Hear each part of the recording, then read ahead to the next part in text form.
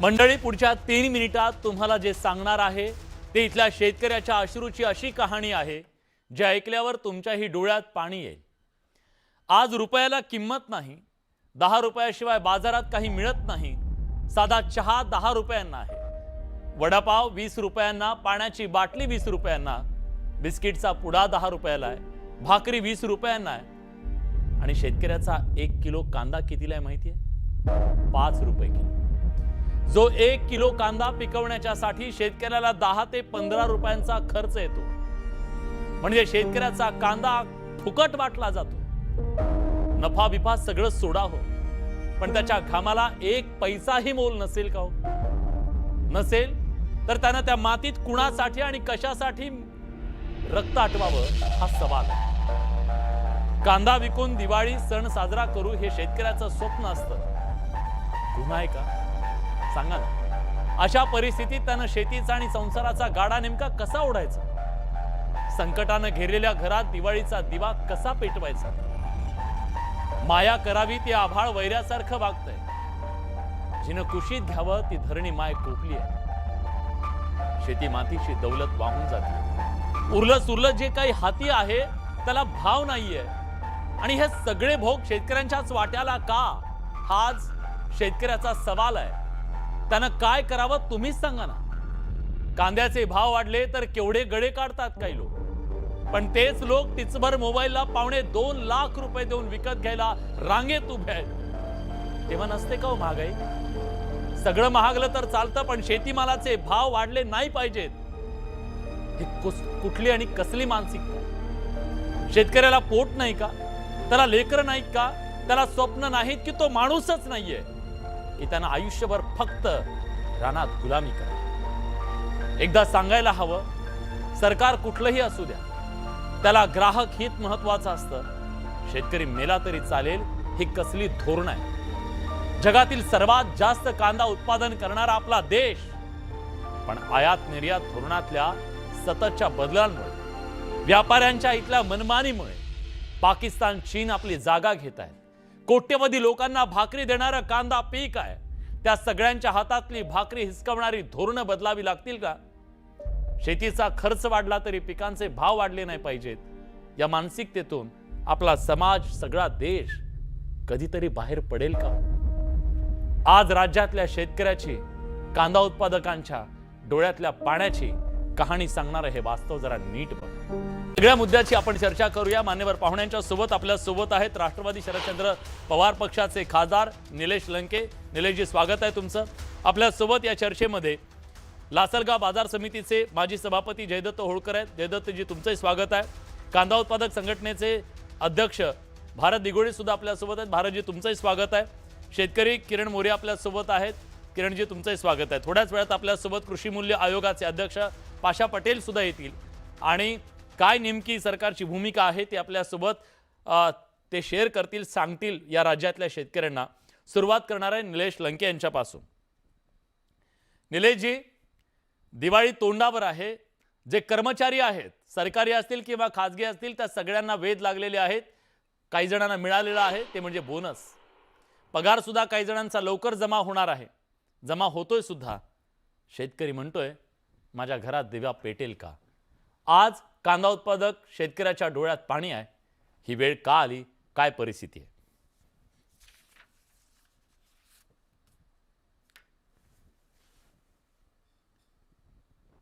आवाज येतो? हो, येतोय, बोला बोला। आज तुम्ही पाहिला असेल, जर एक काळ भारतामध्ये महाराष्ट्र हा सर्वात उत्पन्न देणारा राज्य म्हणून त्या राज्याकडे आपण पाहत होतो। त्यामध्ये कांदा असो, ऊस असो आणि प्रामुख्याने जर विचार केला नाशिक असो, आमचा अहिल्यानगर असो किंवा सोलापूर असो, पुणे जिल्हा असो, यामध्ये सर्वाधिक कांदा उत्पादन त्या ठिकाणी होत होतं आणि आज पण होतं। मागच्या 2023 आणि 2023-24 आणि 24-25चा जर तुलनेचा विचार केला तर एक 16% वाढ कांद्याच्या उत्पादनात झालेली आहे। पण बाजारभावाची जर परिस्थिती पाहिली, कांदा उत्पादन हा शेतकरी हा कर्जबाजारी होत चाललेला आहे दिवसेंदिवस। आज तुम्ही पाहिलं असेल, जर कांद्याचा उत्पादन खर्च जर कॅल्क्युलेशन काढलं तर एक 12-13 रुपये कांद्याला उत्पादन खर्च येतो. आणि त्या भावात सुद्धा आज मार्केटमध्ये कांदा जात नाही. हम्म. आणि अतिवृष्टीमुळे तर शेतकरी उद्ध्वस्त झाला. हो. जर बाजारभाव तुटल्यानंतर लोकांनी शेतकऱ्यांनी कांदा चाळीमध्ये कांदा टाकला हा. आणि एका रात्रीत सर्व काही उद्ध्वस्त होऊन गेलं. म्हणजे आज आपण म्हणतो की शेतकऱ्याची आत्महत्या थांबली पाहिजे. आणि जर शेतकऱ्याची आत्महत्या जर कशी थांबणार आहे? तुम्ही एका कांद्याच्या पिकावर आज आपण बोलतो, सगळ्यात जास्त कांद्याचा बाजारभाव ढासळल्यामुळं आज शेतकरी एकदम उद्ध्वस्त झालेला आहे. सगळ्यात आम्ही सुद्धा संसदेत, मी बऱ्याच वेळा, मी असो, भगरे सर असो, बजरंग बाप्पा असो, अमोल कोल्हे असो, आम्ही बऱ्याच वेळा ताईंच्या नेतृत्वाखाली आंदोलन केलं हो. की तुम्ही जी निर्यात बंदी उठवली पाहिजे. आज निर्यात बंदी उठवल्यामुळं आज सगळ्यात महत्वाचा पाकिस्तान सारखा देश, नेदरलँड सारखा, चीन सारखा देश आज कांदा आयातीची सुरुवात केली. आणि तो एक जगामध्ये कांदा आयात करणारा देश म्हणून त्या देशाकडे पाहतो ना. हम्म. सगळ्यात महत्व आज आपल्याला जर भारताचा विचार केला, निर्यात बंदी भारतात केल्यामुळं आज आपल्या डिपेंड असणारे बांगलादेश सारखा देश, श्रीलंका, मलेशिया, नेपाळ या देशांना आपण कांदा पाठवत होतो ना. पण निर्यात बंदीच्या धोरणामुळे आज सगळं काही मार्केट उद्ध्वस्त झालं. आणि आज शेतकऱ्यांना सगळ्यात जास्त आत्महत्या करण्याची वेळ आलेली आहे. ते म्हणजे कांदा पिकामुळे. अनेक वेळा आंदोलनं झाले, निदर्शनं झाले, पण आजही त्या सरकारला जाग येत नाही. तुम्ही पाहिलं असेल पवार साहेबांच्या बाबत, पवार साहेब कृषी मंत्री असताना त्यावेळेस संसदेमध्ये काही खासदारांनी विरोध दर्शवला की कांद्याचे भाव कमी झाले पाहिजे. हा. कांद्याचे भाव कमी झाले पाहिजे. त्यावेळेस पवार साहेबांनी सांगितलं, सगळं कॅल्क्युलेशन करून त्यांना समजून सांगितलं. हम्म. आणि हा प्रत्येक कुटुंबामध्ये कांदा किती प्रमाणात लागतो? एकदम हा. थोड्या प्रमाणात लागतो. त्यामुळं कांद्याचे भाव कमी होणार नाही, ह्या भाषेत ठणकावून सांगितलं होतं. त्यामुळं आपल्या सरकारची जी भूमिका आहे ती दुटप्पी भूमिका आहे. ती भूमिका थांबली पाहिजे, तरच ठीक आहे, ती शेतकरी भूमिका कुठंतरी बदलली पाहिजे असं तुम्ही आज ठामपणे सांगताय. आपल्यासोबत जयदत्त होळकर सुद्धा आहेत, लासलगाव बाजार समितीचे सभापती आहेत. जयदत्तजी, महिनाभरापूर्वी नाशिकमध्ये आलो होतो. कांदा चाळीतून आपण त्याच्याबद्दलचा ग्राउंड झिरो रिपोर्ट केला होता, बडे मुद्दे केला होता. एक महिना होत आला, परिस्थिती बदलत नाहीये. आज तर काही ठिकाणी 5 रुपये किलोनं जर कांदा विकला जात असेल, काय स्थिती आहे आज कांदा उत्पादक शेतकऱ्याची, जरा तुम्ही सांगा. तुम्ही रोज बघताय. नाही, आजची परिस्थिती तर अत्यंत दयनीय झालेली आहे. शेतकऱ्याला आपल्या चाळीमधून कांदा बाजार समित्यांपर्यंत आणणं सुद्धा आता मुश्किल होत चाललेलं आहे. कारण की ज्या पद्धतीने बाजारभाव आता शेतकऱ्याला मिळत आहेत ते हा. अत्यंत दुर्दैवी आहे. परंतु आपण बघतो की सातत्याने ज्यावेळेस आपण बघतो की शेतकऱ्यांची बाजू कोण घेतं, तर शेतकऱ्यांची बाजू फक्त विरोधी पक्षात जो कोणी असेल तोच फक्त शेतकऱ्यांची बाजू घेतो. आणि तो परत सत्तेत आला की परत ती सत्ताधाऱ्याची भाषा बोलायला लागतोय. आणि म्हणून जे काही चित्र आहे ते या ठिकाणी बदलताना दिसत नाहीये. मागील 10 वर्षामध्ये जर एकंदर आढावा जर घेतला तर कमीत कमी 15 ते 20 वेळा या कांद्याच्या बाजारामध्ये हस्तक्षेप झालेले आहे. निर्यात मूल्य वाढवणं असेल किंवा त्या ठिकाणी स्टॉक लिमिटचे धोरण घेतलेले असेल, व्यापाऱ्यांवर धाडी टाकण्याचा विषय असेल, असे सातत्याने त्यामध्ये बदल त्या ठिकाणी केले गेलेले आहे. आणि म्हणून हा संपूर्ण बाजार या ठिकाणी डिस्टर्ब करून ठेवलेला आहे. आणि म्हणून केवळ विरोधी पक्ष जो कोणी असतो तो त्या ठिकाणी राजकीय मुद्दा त्या कांद्याचा करतोय आणि त्याचा लाभ कसा आपल्याला पक्षाला मिळेल हा. याचा विचार फक्त या कांद्याच्या संदर्भामध्ये करताना गेल्या अनेक वर्षांपासून या ठिकाणी दिसतंय. परंतु जे ते काही कांद्याला बाजारभाव मिळवण्यासाठी जे काही निर्णय अपेक्षित आहे ते निर्णय या ठिकाणी घेताना कुठलंही शासन त्या ठिकाणी दिसत नाही. ही वस्तुस्थिती आज या ठिकाणी बघायला मिळत आहे. भारतजी आपल्या सोबत आहेत. भारतजी, आज जी परिस्थिती निर्माण झाली, मला सांगा ना. सगळी उदाहरणं दिली. आज साधा चहा घ्यायला गेलो तर आपण 10 रुपये मोजावे लागतात. हो, आज शेतकऱ्यानं त्यानं कष्टानं कमावलेला त्याचा 1 किलो कांदा 5 रुपयानं विकला जातो. काय म्हणायचं अशा ह्या परिस्थितीमध्ये? कशासाठी त्यानं शेती करायची, कशासाठी रक्त आटवायचं त्यानं? आणि आज या परिस्थितीला कोणीतरी जबाबदार असेल ना, की तोच जबाबदार आहे, कष्ट करतो. निश्चितच विलासराव, तुमचं आणि न्यूज 18 लोकमतचं सर्वप्रथम महाराष्ट्रातल्या सर्व कांदा उत्पादक शेतकऱ्यांच्या वतीने आम्ही विशेष असं अभिनंदन करतो की तुम्ही स्वतंत्र 1 तासाभराची चर्चा आज या कांद्याच्या विषयावरती पडलेल्या घसरलेल्या दरावरती आपण चर्चा घडून आणताय. आता तुमचा जो मूळ प्रश्न आहे, तुम्ही सुरुवातीला जे सांगितलं की हा. कांद्याला 10 ते 12 रुपये इतका उत्पादन खर्च आहे, तर हा आकडा थोडा पाठीमागच्या काही वर्षांचा आहे. अलीकडच्या वर्षात जर आपण बघाल तर आता कांद्याचं उत्पादन खर्च हा प्रति किलोला 22 ते 25 रुपये म्हणजे क्विंटलला 2200 ते 2500 रुपये इतका येत आहे. बापरे! कारण हां. बदलतं हवामान, अतिवृष्टी, अवकाळी पाऊस, गारपीट अशा संकटावर मात करून जेव्हा हा कांदा पिकवायचा असतो, तर त्याचं एकूण लागवड केल्यानंतर राज्यात जेवढा काही कांदा पिकतो, मग त्याच्यातून त्या शेतकऱ्याला वैयक्तिकरित्या जो कांद्याचं काढणी केल्यानंतर जो कांदा त्याच्या हातात येतो, एकूण उत्पादन झालेला कांदा आणि त्याच्यातला झालेला खर्च याचा जर आपण बघितलं ताळमेळ तर 2200 ते 25 रुपये क्विंटलला खर्च आहे. हं. आता मूळ प्रश्न येतो की दर घसरणीला सातत्याने जे काही सरकारचे धोरणं आपण बघत आलोय, मग पक्ष कुठल्याही राजकीय पक्षाचं देशात केंद्रात सरकार जरी असलं, तरी वारंवार हेच अनुभव आले आहेत. आता 2 वर्षाने 27 साली 80 वर्ष होत आहेत देश स्वतंत्र होऊन. अजून देशाचं एक धोरणच ठरलं नाही कांद्याचं. 80 वर्षामध्ये 77 वर्षामध्ये 78 वर्षामध्ये कांद्याचं धोरण ठरलेलं नाही. भारतातल्या एकूण लोकसंख्येला किती टन कांदा लागतोय, त्याचाही आकडेवारी सरकारने अजूनपर्यंत काढलेली नाही. किती गंभीर आहे हो हे देशामध्ये सगळं. राज्यामध्ये किती एकंदरीत कांदा लागतोय त्याची आकडेवारी काढली नाही. कुठल्याही प्रकारची यांच्याकडे डाटा नसल्यामुळं कुठल्या तरी अर्धवट माहितीवरती मग वेळप्रसंगी अर्ध्या रात्री कांद्याची निर्यात बंदी केली जाते आणि जो शेतकरी काबड कष्ट करून कांदा पिकवून शेतकऱ्यांच्या काही फार मोठ्या अपेक्षा नाहीये. शेतकऱ्यांना किमान 3000 रुपये प्रति क्विंटलचा कमीत कमी दर असला पाहिजे.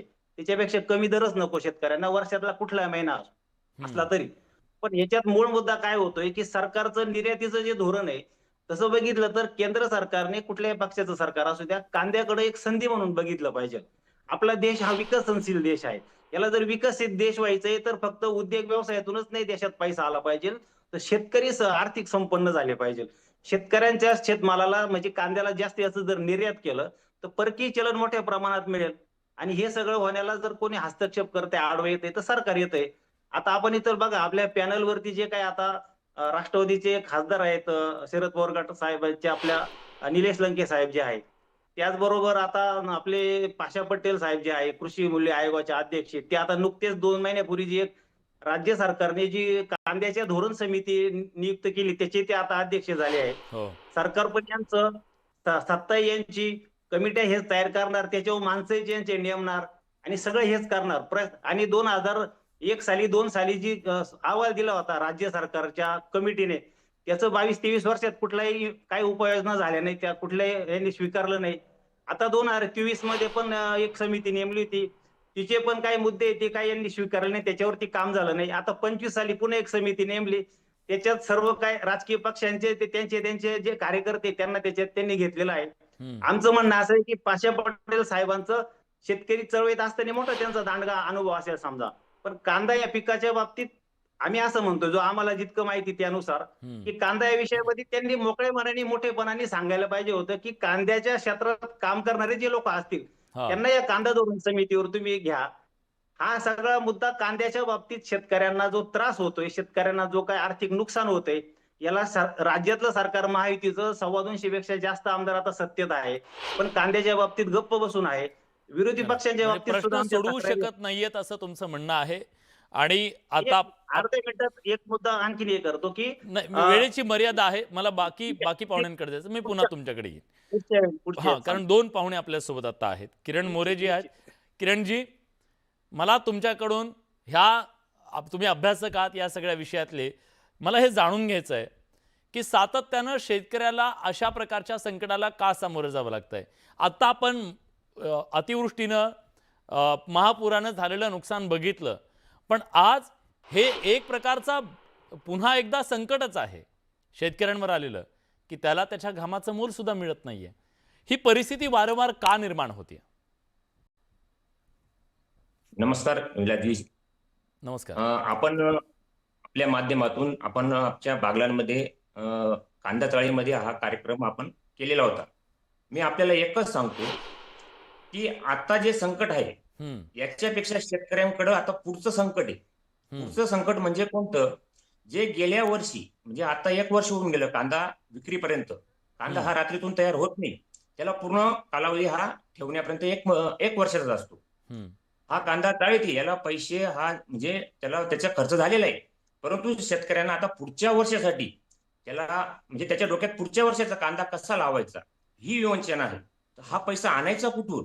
आज त्याच्याकडे मागचा खर्च झालेला तो गेला जमा आहे, परंतु हा पैसा कुठून उभा करायचा आणि हा कांदा आपल्याला परत तयार करायचा आहे, हे खूप महत्वाचं आहे. हा विचार त्याच्या डोक्यात आहे. हा पैसा त्याने आणायचा कुठून? म्हणून सरकारने शेतकऱ्यांना ठोस मदत केली पाहिजे, जी आता नवीन कांदा लागवडीसाठी, आणि इथून माग जे नुकसान झालं त्याचीही भरपाई दिली पाहिजे. ठीक आहे. आपल्यासोबत या सगळ्या चर्चेत सरकारची बाजू मांडण्यासाठी कृषी मूल्य आयोगाचे अध्यक्ष पाशा पटेल आहेत. पाशाभाई, मी तुम्हाला सवाल विचारणारच आहे, पण एका गोष्टीसाठी मी तुमचं मुद्दाम कौतुक करणार आहे. हा विषय कौतुक करण्यासारखा नाही आहे, पण कौतुक करणार आहे एका गोष्टीसाठी. किमान या राज्यातल्या शेतकऱ्यांच्या प्रश्नाला फेस करण्याची तरी तुम्ही हिंमत दाखवताय. सकाळपासून 10 ते 15 प्रवक्त्यांना फोन केलेत सत्ताधारी, कोणी बोलायला तयार नाही, आम्ही येणार नाही म्हणतायत. खरं तर आता त्यांनी सांगायला पाहिजे, तुम्ही सत्तेत आहात ना, तर तुम्हाला प्रश्नांची उत्तर द्यावी लागतील. लोकांना सांगावं लागेल परिस्थिती का आहे, काय नाही, आम्ही त्याच्यावर मार्ग काय काढतोय. तुम्ही आलात त्याबद्दल मी तुमचे मनापासून आभार व्यक्त करतो. पण पाशाभाई, मी मुद्दाम ह्या सगळ्यांचं तुम्हाला ऐकवलं जेणेकरून तुमच्यापर्यंत हे पोहोचलं नाही असं मी म्हणत नाही. तुम्ही त्या समितीचे अध्यक्ष आहात, पण आज कांदा उत्पादक शेतकऱ्याच्या डोळ्यात पाणी का आहे हे दिल्लीपर्यंत पोहोचणार आहे का?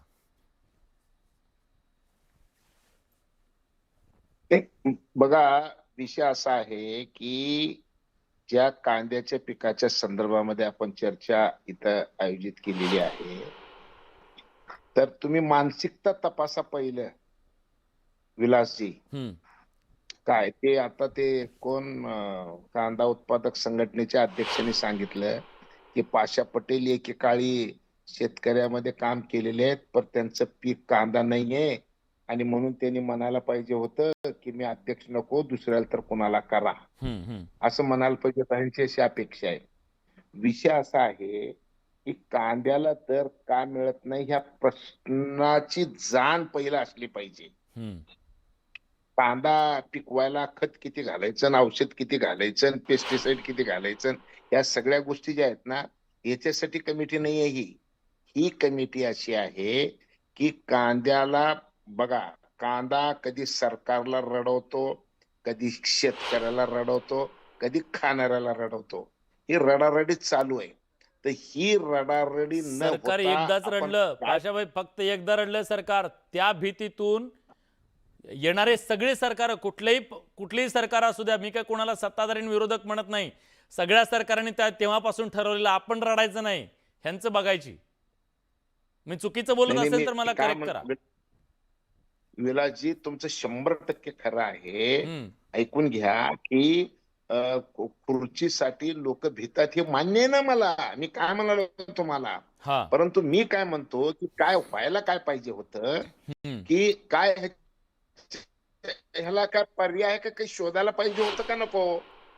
आणि मग आता मला एक गोष्ट सांगा की जर कांद्याचा प्रश्न जर सोडवायचा असेल तर काय केलं पाहिजे. तर त्या विषयावर आता सरकारने सांगितलं की बाबा ह्याच्यावर तुम्ही काम करा. मी यस म्हणून सांगितलंय. मी काही पळणार नाही, मैदान सोडून. ठीक आहे, आपण तो मुद्दा सोडूया. आता जी परिस्थिती जर का समजा कांदा दराच्या संदर्भात हे दिल्लीपर्यंत जाणार आहे का, ह्या अश्रूची दाहकता मुंबईपर्यंत, त्या मंत्रालयापर्यंत, तिथल्या बसलेल्या मंत्र्यांपर्यंत, दिल्लीपर्यंत जाणार आहे का? मान्य आहे. मी काय सांगितलं तुम्हाला माहितीये का, मी ज्या दिवशी नाफेडच्या एका पत्रामुळं कांदा बाजारात येतोय विक्रीला, असं नुसत्या ह्यांच्या म्हणजे आणलं थोडंच, पण वाटोळ एवढं करून टाकलं की सत्यानाश झाला सगळ्या कांद्याच्या बाजाराचा. यावर्षी 2 गोष्टी सगळ्यात मोठ्या बिघडलेल्या आहेत. एक तर कांदा ठेवलेल्या जागीच नासलाय, का तर वातावरणातलं बदलाचा परिणाम आहे. बरोबर. आणि दुसऱ्या बाजूला म्हणजे कांद्याचे दर पडत असताना सरकारने बफर स्टॉक मधलं कांदा नाफेडनी विक्रीला आणायची घोषणा केली, आणि त्यांनी सांगितलं की आम्ही महाराष्ट्रात विकत नाही, अरे आम्ही बाहेर विकतो. अरे कुठं का व्हायना विकतोच ना, बफर स्टॉक काढलाच ना तुम्ही. आणि मग त्यांना बैठक घेऊन अशा वागणाऱ्या सगळ्या अधिकाऱ्याला समज द्यायचं आम्ही काम केलं. बैठक घेतली आणि असे कोण कोण वागले, कसे काय वागले, हे अशी वागणूक असं कसं काय वागू शकतात हे, याच्यासाठी आम्ही एक बैठक बोलवली आणि त्या बैठकीला ह्यांना समज दिला गेला. नंबर 1. नंबर 2, आता सध्या काय करता येऊ शकतं, तर सध्या एकच गोष्ट करता येऊ शकते, ती अशी आहे की निर्यात जे अनुदान आहे ते निर्यात अनुदान आता दुप्पट केलं पाहिजे. सध्या सरकारच्या हातात काय? सध्या सरकारच्या हातामध्ये एकच गोष्ट आहे की निर्यातीचं अनुदान दुप्पट केलं पाहिजे. आम्ही त्याची शिफारस केली आणि मग ही शिफारस मीटिंगमध्ये आम्ही शिफारस केली आणि कालच मी आपले पणन मंत्री जयकुमार रावळ साहेब त्यांना सांगितलं की आता 2-3 विषयाला आता नाकात पाणी चाललंय. जसं कांद्याचा विषय आहे, कापसाचा विषय आहे, सोयाबीनचा विषय आहे. या 3 विषयामध्ये आता स्वतंत्र माननीय मुख्यमंत्री महोदयाच्या अध्यक्षतेखाली बैठक घेतली पाहिजे आणि हे तिन्ही प्रश्न जर सोडवायचे असतील ना तर हे प्रश्न महाराष्ट्रात सुटणं शक्यच नाही. हे प्रश्न सोडवायला दिल्लीलाच जावं लागणार आहे आणि म्हणून मी पणन मंत्री महोदयांना विनंती केली की बाबा आपण आता ह्याच्या संदर्भामध्ये फार काही वेळ घालून जमणार नाही. ह्याच्यावर आता गंभीरपणे केंद्रात जाऊन बसावं लागणार आहे आणि केंद्रातूनच काहीतरी करून आणावं लागणार आहे. असं म्हटल्यानंतर मी आणि पणन मंत्री महोदयांनी आम्ही जाऊन माननीय मुख्यमंत्र्यांची भेट घेतली आणि मुख्यमंत्र्यांना सांगितलं की तातडीची याची एक बैठक लावा आणि या बैठकीतून इथं महाराष्ट्रात प्रश्न मिटणार नाही. हा प्रश्न जर सोडवायचा असेल तर तुम्हाला मला दिल्लीला सगळ्याला जावं लागेल. दिल्लीतूनच हा प्रश्न सुटतो. हा प्रश्न महाराष्ट्रात सुटू शकत नाही. अशी कालच म्हणजे जास्त नाही कालच या विषयावर मी पणन मंत्री महोदय आम्ही दोघांनी माननीय मुख्यमंत्री महोदयाच्या कानावर गोष्ट घातली आणि त्याचबरोबर कांदा उत्पादक भागातले जे आमदार आहेत समजा आता बार्शीचे माजी आमदार आहेत राजाभाऊ राऊत आहेत, त्याच्यानंतर तुळजापूरचे आमदार आहेत पाटील साहेब, आम्ही सगळेजण असं ग्रुपच केला होता आम्ही आणि ग्रुप मग जाऊन ही वस्तुस्थिती आम्ही माननीय मुख्यमंत्री महोदयाच्या कानावर घातले. आमचं काम काय विलासजी? नाही, तुम्ही वस्तुस्थिती सांगितली. राज्याच्या पणन विभाग जो आहे ना तुम्ही सुचवता सरकारला त्या प्रश्नाच्या बद्दलची दाहकता तुम्ही सरकारपर्यंत पोहोचवता. निर्णय घेण्याचा अधिकार तुमच्या हातात नसेल कदाचित, पण तुम्ही पोहोचवलं. राज्याच्या मंत्र्यांनी ते करायला हवं की नाही हा प्रश्न आहे. पण मी जयदत्तजी वेळ कमी आहे माझ्याकडे. आता पाशाबाईंनी सांगितलं की आम्ही कमिटी तयार केली, आम्ही ग्रुप तयार केला. मला तर कमाल वाटते. हा प्रश्न काय काल परवा तयार झाला का पाशाबाई? गेल्या काही वर्षापासून हा प्रश्न तयार झालेला आहे. कसला अभ्यास करताय तुम्ही? तुमच्या सारख्या नेत्यांनी अशा पद्धतीने बोलणं हे म्हणजे अवघड वाटायला लागले आमच्या सारख्या कार्यकर्त्याला. काही भाषणं आम्ही तुमचे ऐकलेले आणि तुम्ही आज म्हणता की केंद्राने कमिटी केली, आम्ही आमदारांचा ग्रुप तयार केला, व्हॉट्सअप ग्रुप तयार केला काय तुम्ही? आणि आता तुम्ही अनुदानाच्या एक मिनिट माझं क्लिअर उद्या अनुदानाच्या गोष्टी करताय तुम्ही की आम्ही अनुदान देणार आहे म्हणजे डोळे काढून चष्मे वाटपाचा कार्यक्रम सुरू केलेला आहे तुम्ही. पार कांदा सडला, आता तो तुम्ही निर्यात करणार आहे का सडलेला कांदा? मला तर काही समजत नाही. तुम्ही शासनाचे प्रतिनिधित्व आहात आणि तुम्ही म्हणता नाफेडनी कांदा बाजारात आणला. नाफेडला कांदा खरेदी कोणी करायला लावला हे सांगा. नाफेडला कांदा सुद्धा तुम्हीच खरेदी करायला लावला आणि तुम्ही खरेदी केलेला कांदा आता बाजारामध्ये आल्यावर तुम्ही आश्चर्य व्यक्त करतायत. खरेदी करायला कोणी सांगितलं होतं? मला माझा वेळ संपलाय म्हणून मला निलेश लंकेजींना फक्त एक प्रश्न विचारायचा आहे. आता ज्या प्रकारे पाशाबाईंनी सांगितलं की ही नाफेडनं आणलं, पण नाफेड कधी आणतो बाजारामध्ये कांदा? आणीबाणीची परिस्थिती निर्माण झाली, 100 रुपये कांदा झाला असेल, काहीतरी भयानक काहीतरी घडलं, अशा वेळेस आणायला पाहिजे होते ना. हे शेतकऱ्यांना मारण्यासाठी अशा प्रकारे जे तिथं बसलेले असतील अधिकारी, ह्या अधिकाऱ्यांची काहीच जबाबदारी नाही आहे का? शेतकरी हा अन्नदाता आहे आणि तो अन्नदाता सुखी राहिला पाहिजे ही सगळ्यांची भूमिका आहे. उलट मी पाशाबाई त्या कमिटी अध्यक्ष झाले, मी धन्यवाद देतो. आणि खऱ्या अर्थाने पाशाबाई एक चळवळीतला शेतकऱ्यांचा नेता म्हणून आपण त्यांच्याकडे पाहिलेलं आहे. अनेक त्यांच्या आंदोलनाला पाहिलेले. ठीक आहे, भूमिका जरी बदलली असेल तर ठीक आहे, भूमिका जरी त्यांच्याकडून बदलली असेल पण आज आपण पॉझिटिव्हली विचार केला पाहिजे. पाशाबाईंनी बोलताना सांगितलं की कांदा हा शेतकऱ्यांना रडवितो, कधी सरकारला रडवितो, कधी व्यापाऱ्यांना रडवितो. तर माझं म्हणणं आहे पाशाबाई, तुमच्याकडून या महाराष्ट्रातील जनतेची अपेक्षा आहे, कारण तुम्ही एक आक्रमक चेहरा म्हणून शेतकऱ्यांच्या बाबतीत आम्ही नेहमी तुम्हाला पाहिलेलं आहे. त्यामुळे तुम्ही आपला सरकार जरी असलं, तुम्ही त्या सरकारमध्ये जरी असले तर त्या सरकारच्या लोकांना धारेवर धरून शेतकरी सुखी झाला पाहिजे. ठीक आहे, आपल्यात संघर्ष निर्माण करण्यापेक्षा आपल्या लोकांना न्याय मिळाला पाहिजे, कांदा उत्पादकांना न्याय मिळाला पाहिजे, त्यांना मिळालं पाहिजे.